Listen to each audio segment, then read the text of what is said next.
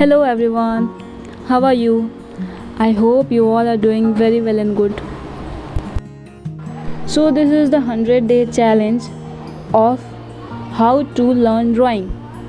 This video is especially for kids who have already started drawing and they are at their first stage and they are learning drawing from the very beginning. So, this video will be going to be very helpful for those kids. And please, if you like the video, do like, comment, share and subscribe, and do share it with your friends and families. So one of the basic essential when you start drawing is that first of all you'll have to learn that you have to color the thing properly and neatly within the space. So kids, while drawing you have to focus on the area itself and not around the surrounding.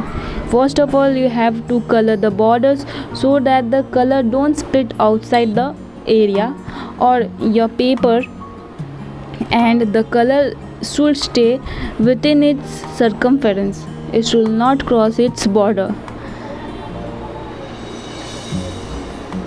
And you have to press little bit so that when you color the object or the shape, the paper should not be visible. It should be absolutely neat and clean. This is the very beginning stage and this is the process of learning drawing, and this is how slowly and gradually you improve your drawing skills.